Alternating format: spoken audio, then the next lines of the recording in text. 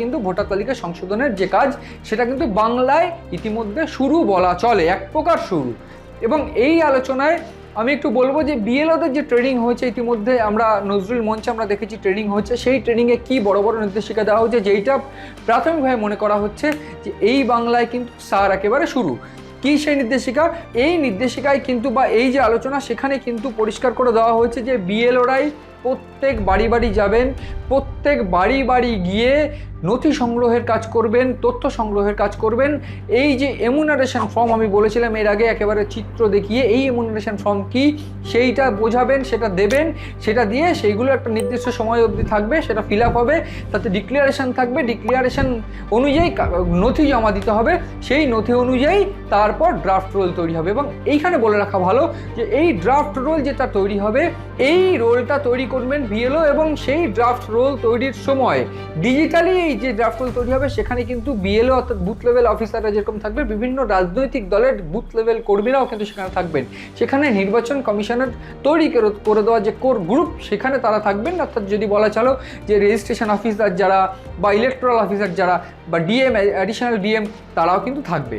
এইখানে আমাকে বলে রাখতে হবে যে কি কি নির্দেশিকা আরও দেওয়া হয়েছে। বাড়িতে তালাবন্ধ থাকলে কি করবেন, বাড়িতে কেউ মৃত হলে কি থাকবে নির্দেশিকায়, বা মৃত হলে তার বিএলওদের কীভাবে কাজ করতে হবে, বা এক্স্যাক্টলি কোন কোন নথি প্রয়োজন এই এমুনারেশন ফর্ম ফিল আপ করার জন্য, যেটা ইতিমধ্যে ড্রাফট রোল তৈরি হবে, ঠিক সেইটা একটা নির্দেশিকা বা সেই একটা আলোচনা বা সেই একটা বিষয়ে বলা হয়েছে বিএলওদের। পাশাপাশি নির্বাচন কমিশনের তরফ থেকে একটা ছক করে দেওয়া হয়েছে যে যারা ওই এলাকার কোনো প্রবীণ নাগরিক, তারা জানে যে কে শিফট হয়েছে, কে আছে, কে মারা গেছে, তাদের যেহেতু নক্ষত্রপণে থাকে তাদের নিয়ে একটা টিম কোর কমিটি করতে বলা হয়েছে বিএলওদের।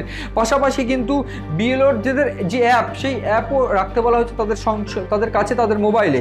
এছাড়া ম্যাপিং এই গোটা এলাকার, ধরুন আমি একটা সেক্টর বলছি, যে কোনো একটা বিধানসভার, যে কোনো একটা কেন্দ্রের, যে কোনো একটা পুরসভার একটা কেন্দ্র, একটা ভোটার বুথ, সেই বুথে 1200 জন ভোটার থাকতে পারবে, এবং সেই 1200 জনের যে ম্যাপিং, কার বাড়ি কোথায়, কোন নম্বর, কার বাড়ির নম্বর কি, এইরকম একটা ম্যাপিং বিএলওদের ইতিমধ্যে করতে বলা হয়েছে। এবং সেখানে অবশ্যই বুথ লেভেল যারা অফিসার, বা সেক্ষেত্রে ব্লক লেভেল যে অফিসার বা তারই উচ্চ পদস্থ কোনো অফিসার, যারা ইলেকটোরাল অফিসার নির্বাচন কমিশনের করে দেওয়া কোর গ্রুপের, তারা কিন্তু সাহায্য করবেন বলে প্রাথমিক তথ্য। এবং আমি একেবারে বিস্তারিত আলোচনা যাব যে তালা বন্ধ থাকলে কি করতে হবে বিএলওদের, বা কি কি নথি প্রয়োজন, বা এক্স্যাক্টলি অ্যাপের মাধ্যমে কি করতে হবে, ম্যাপিং কীভাবে হবে, সেগুলো আমি বলে দেওয়ার চেষ্টা করব।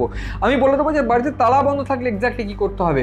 প্রাথমিকভাবে বলা হয়েছে যে তালা বন্ধ থাকলে এই যে বাড়িতে তালা বন্ধ, সেখানে নোটিশ দিয়ে আসতে হবে, সেই এমুনারেশন ফর্ম দিয়ে আসতে হবে, সেই বাড়ির নাম্বার জোগাড় করতে হবে, সদস্যদের নাম্বার জোগাড় করতে হবে, তাদেরকে ওভার দ্য ডিটেলস জানাতে হবে, এবং তারপর তাদের সঙ্গে কথা বলে এক্স্যাক্টলি সেই তথ্য জানাতে হবে তাদের উচ্চপদস্থ কর্তাকে। এবং প্রত্যেকটা বাড়ি বাড়ি ঘুরে বিএলওরা এই ফর্ম দেবে, প্রত্যেকটা বাড়ি বাড়ি গিয়ে তথ্য সংগ্রহ করবে যে কারা মৃত, কারা আছে, কারা শিফট করে গেছে, এই সমস্ত কাজ কিন্তু বিএলওরা করবেন।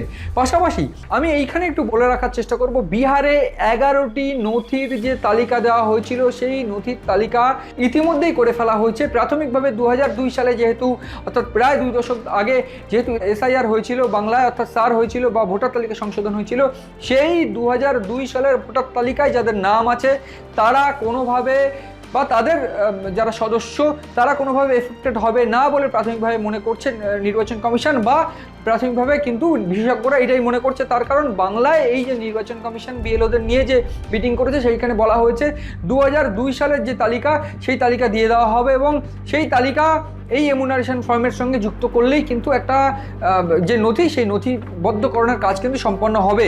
এবং প্রাথমিকভাবে বিহারে যেরকম 11টি নথির তালিকা করে দেওয়া হয়েছিল, তার মধ্যে একটা কি দুটো প্রয়োজন হয়েছিল, বাংলাতেও ঠিক সেই রকমই আমি বলে দিয়েছিলাম পরিষ্কার করে যে কোন কোন তালিকা রয়েছে। বাংলাতেও কিন্তু এইরকমই বেশ কয়েকটা তালিকা, নথির তালিকা করে দেওয়া হবে, এবং সেই নথির তালিকার মধ্যে যে কোনো একটি বা দুটি দিলেই হবে। এবং বিশেষ করে 2002 সালে যাদের ভোটার লিস্টের নাম ছিল, তাদের আলাদা করে কোনো নথির প্রয়োজন হবে না, এবং 2002 সালে সেই ভোটার লিস্টের সচিত্র যে নথি, সেই নথি কিন্তু ওই এমুনারেশন ফর্মে ফর্ম ফিল আপ করে জমা দিলেই কিন্তু সেক্ষেত্রে সম্ভব। এবং যারা এই 2002 সালে রয়েছে বা তাদের বাড়ির সদস্য, অর্থাৎ যারা এই 2002 সালের নাম রয়েছে, যারা অভিভাবক বেসিক্যালি, তাদের ক্ষেত্রে সেই অভিভাবকদের সেই তালিকা সহ তাদের জন্ম সার্টিফিকেট যদি যোগ করে দেওয়া হয়, সেক্ষেত্রে কিন্তু এই এমুনারেশন ফর্মের যে ডিক্লিয়ারেশন পার্টটা, অর্থাৎ যে নথির যে পার্ট, সেই পার্টটা কিন্তু সম্পন্ন হবে এবং সেক্ষেত্রে ড্রাফট রোলে নিশ্চিন্তভাবে নির্বাচন কমিশনের যে ভোটার তালিকা, সেই ভোটার তালিকায় তারা থাকছেন বলে প্রাথমিকভাবে কিন্তু মনে করা হবে। এবং ম্যাপিংটাই ভীষণ গুরুত্বপূর্ণ। কেন? তার কারণ যে গোটা এলাকাটার মধ্যে বা গোটা বুথে বেশ কয়েকটি পরিবার থাকে যেখানে বিভিন্ন জায়গায় ম্যাপিং প্রয়োজন, কারণ কারোর বাড়ির নম্বর 1, কারোর বাড়ির নম্বর 2। পুরসভা এলাকায় সেই ম্যাপিং থাকলেও ব্লক এলাকায় কিন্তু সেই কোনো ম্যাপিং নেই এবং পঞ্চায়েত ভিত্তিক এলাকায় এই ধরনের কোনো ম্যাপিং থাকে না বলে প্রাথমিকভাবে বিএলওদের ম্যাপিং করতে বলা হয়েছে যে কোন বাড়ির নম্বর কত, সেই বাড়িতে কতজন আছে, সেই বাড়িতে কারা ভোটার নয়, কারা নতুন আবেদন করছে, কারা শিফট করেছে, কারা ডুয়েল শিফট, কত বছর এখানে আছে, এই সমস্ত রকম বিষয় এই সারে কিন্তু নথিবদ্ধকরণ হবে বিএলওদের মাধ্যম দিয়ে। এই জন্যই কিন্তু এই ম্যাপিংয়ের কাজ কিন্তু বিএলওরাই করবেন এবং সেটা উচ্চপদস্থ যারা কর্তারা থাকবেন তাদের উপরে, তারা কিন্তু তাদেরকে সাহায্য করবেন বলে প্রাথমিকভাবে তাদের জানানো হয়েছে। এছাড়া যারা এলাকার প্রবীণ তাদের নিয়ে একটা কোর গ্রুপ করতে বলা হয়েছে, যে যারা কোনোভাবে সাহায্য করতে পারবে, যে কারা রয়েছে, কারা চলে গেছে, তারা কত বছর ধরে আছে। যারা প্রবীণ আমরা জানি কম বেশি যে ওই এলাকায় যারা প্রবীণ থাকবেন তারা কম বেশি জানেন যে কারা আছে, কারা কত বছর ধরে আছে। তো এই সংক্রান্ত যে কোর গ্রুপ, সেই কোর গ্রুপ কিন্তু এদেরকে সাহায্য করবে বলে প্রাথমিকভাবে একটা কোর গ্রুপ করতে বলা হয়েছে। এছাড়া বিএলওদের যে অ্যাপ, ডিজিটালি এই সমস্ত তথ্য কোনো ভোটারের বাড়িতে গিয়ে তথ্য সংগ্রহ হচ্ছে, সেই তথ্য সংগ্রহ করে সঙ্গে সঙ্গে ডিজিটাল অ্যাপের মাধ্যমে যদি পাঠিয়ে দেওয়া সম্ভব হয়, সেইটা কিন্তু নজরে রাখছে নির্বাচন কমিশন। সেই জন্যই কিন্তু একটা অ্যাপ ইতিমধ্যে, সেই অ্যাপও কিন্তু ইনস্টল করে দেওয়ার কথা ইতিমধ্যে বলা হয়েছে বিএলওদের। তো এই গোটা পরিস্থিতিতে সার যে বঙ্গে শুরু হয়ে গিয়েছে, সার যে বঙ্গে প্রাথমিকরণভাবে প্রথম প্রক্রিয়া একদম শুরু হয়ে গিয়েছে সারের, সেইটা কিন্তু একেবারে স্পষ্ট।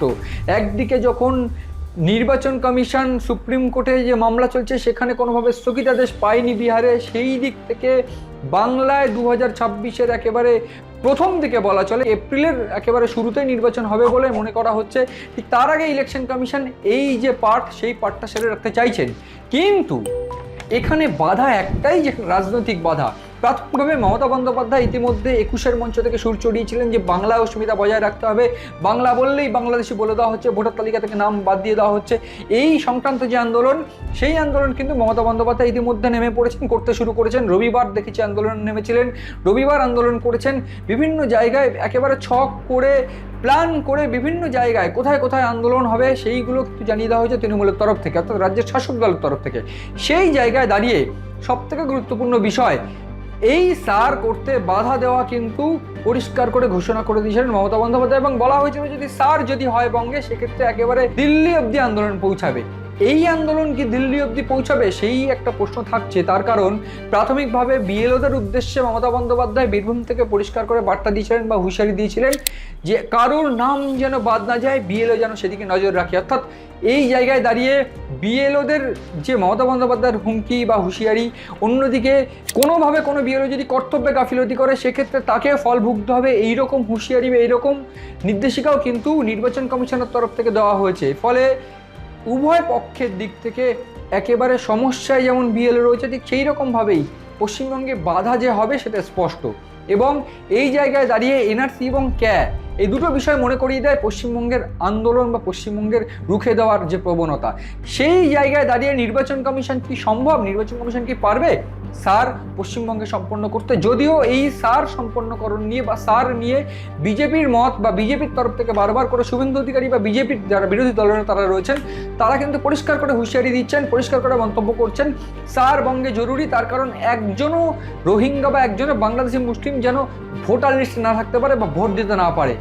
এই সংক্রান্ত বিষয়ে পরিষ্কার মমতা বন্দ্যোপাধ্যায়কে তোপ ডেকেছেন বিজেপি বা বিজেপির যে বিরোধী দলনেতা শুভেন্দু অধিকারী। ফলে সব মিলিয়ে বাংলায় সার শুরু, এবং সার যেই শুরু ঠিক তখনই আন্দোলনের ঝাঁজ এক ধাপ বাড়িয়ে মমতা বন্দ্যোপাধ্যায় বিএলওদের হুমকি বা বিএলওদের পরিষ্কার করে যে বার্তা, সেই বার্তাই প্রমাণ করছে সার বঙ্গে হলে একটা বড় রকমের ডেমোগ্রাফিক প্লট, বড় রকমের রাজনৈতিক প্লট কিন্তু চেঞ্জ হতে পারে। এবং সার কি আদৌ হবে সম্পূর্ণ হবে সার, তা নিয়েও